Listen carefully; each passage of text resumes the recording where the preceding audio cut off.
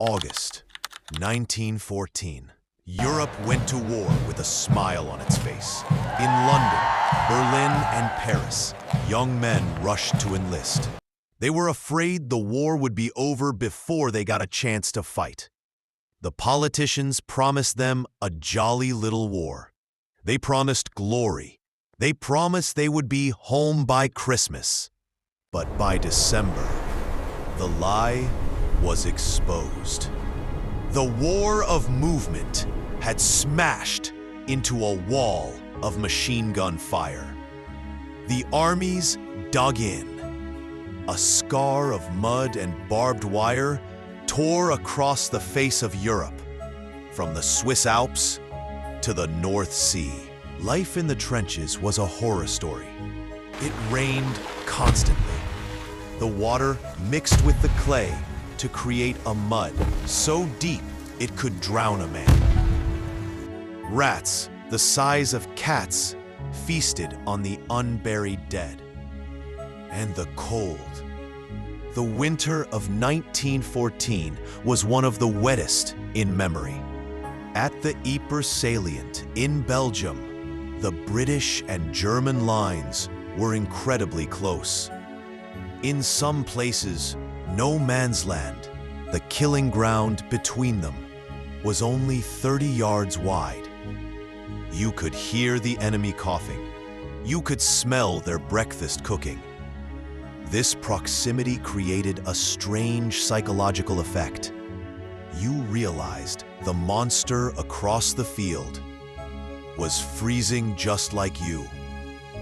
As Christmas approached, a change came over the front lines. The constant artillery barrages slowed down. Why? Because of the mail. Millions of packages flooded the front. For the Germans, Kaiser Wilhelm sent small Christmas trees to boost morale. He sent boxes of cigars. For the British, King George sent a brass tin to every soldier containing chocolate, tobacco, and a picture of the Princess Mary. These gifts reminded the men of humanity. It reminded them of home. And then the weather changed. On Christmas Eve, the rain stopped. A hard frost set in. The mud hardened. The moon came out. Private Albert Morin of the Queen's Regiment recalled, "It was a beautiful, moonlit night, frost on the ground, white almost everywhere." Then the British saw it, tiny lights flickering on the German parapets. Sniper bait? But trick? No, they were candles. The Germans were placing the Kaiser's Christmas trees along the trench line. And then, the singing began. It wasn't a shout, it was a hymn. Stille Nacht, Heilige Nacht. The British troops listened in stunned silence. This was the enemy who had been killing their friends for 5 months. Now, they were singing a lullaby. When the Germans finished, the British didn't fire. They applauded. Then they sang back. They sang the first Noel. The Germans clapped. Then the Germans sang O Tannenbaum. The British responded with O come all ye faithful. And then the most magical moment of the night. The British began singing O come all ye faithful again. And the Germans joined in, singing the Latin words Adeste Fideles. 2 armies singing the same song in 2 different languages, harmonizing across the fields of death. The singing stopped. A voice shouted from the German side in broken English, "You no shoot! We no shoot!" A British sergeant shouted back, "Come over then!" The German replied, "You come halfway. I come halfway." This was the moment of truth. If one sniper fired, it would be a massacre. One German soldier climbed out. He was unarmed. A British soldier looked at his officer. The officer nodded slightly. The British soldier climbed out. They walked toward each other in the moonlight. They met in the middle. They shook hands. And the dam broke. Up and down the line, thousands of men climbed out of the mud. Captain Robert Patrick Miles wrote in a letter home, "We are having the most extraordinary Christmas day imaginable. A sort of unarranged and quite unauthorized, but perfectly understood truce exists between us and our friends in front." The scenes were surreal. They swapped food. The Germans loved the British bully beef and jam. The British loved the German sausages and schnapps. They swapped hats, a German spiked helmet for a British flat cap. A German barber set up a chair in a shell crater and gave haircuts to the British soldiers. They showed photos of their wives. They realized they weren't fighting monsters. They were fighting fathers, brothers, and sons. One British soldier, a man named Graham Williams, later said, "I had come out to kill the Germans, but when I saw them, I couldn't hate them. They were just like us." It wasn't just the British and Germans. The Indian Corps was stationed nearby. Brave soldiers from the Garhwal Rifles joined the truce. There are accounts of German soldiers fascinated by the Indian troops, exchanging cigarettes and marveling at their courage in the freezing European winter. The truce bridged not just borders, but continents. And then, the most famous part of the legend, the football match. Did it really happen? For years, historians were skeptical, but the letters prove it. A German lieutenant, Kurt Zamisch, wrote, "The English brought a soccer ball from the trenches, and pretty soon a lively game ensued.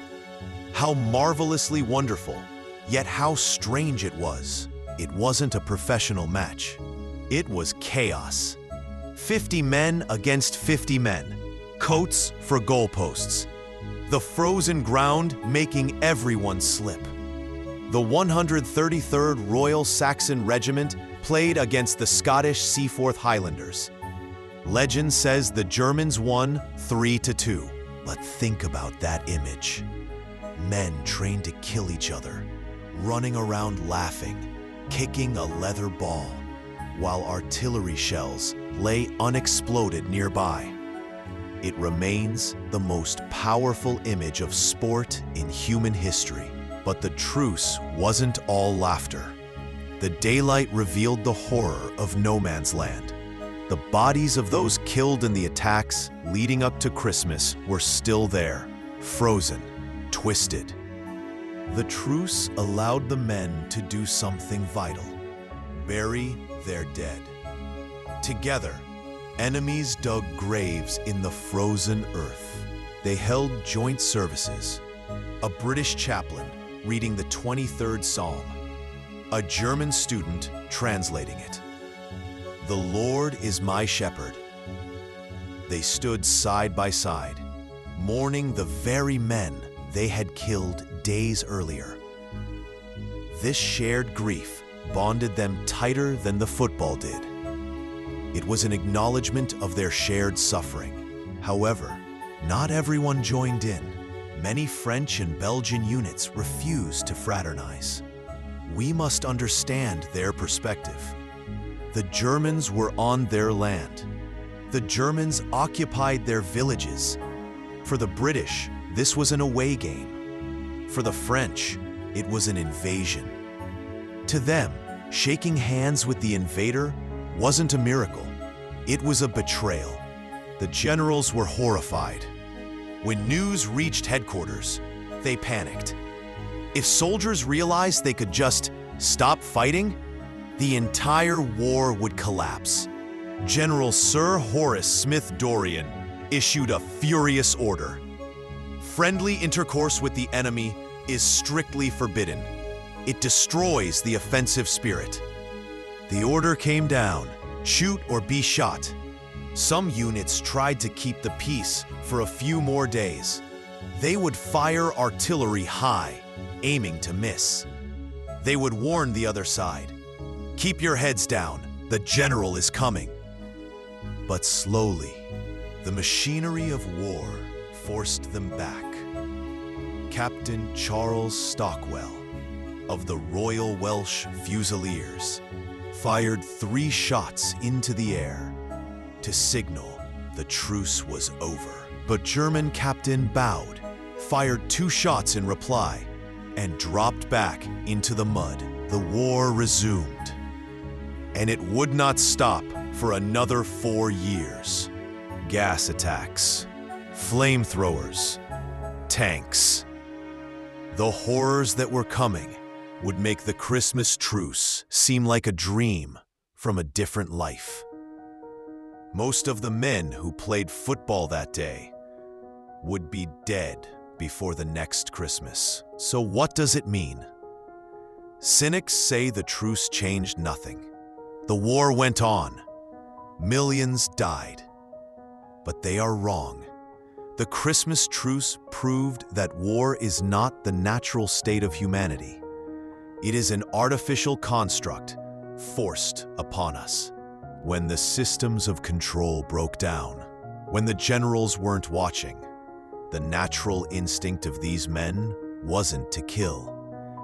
It was to share a cigarette. It was to play a game. It was to sing. Soon, on that frozen field in 1914, for one brief, shining moment, humanity won. I'm Nova, and this is Arcana Aevi. If this story touched you, please share it. Let's keep the memory of that silent night alive. Subscribe to uncover more hidden chapters of our past.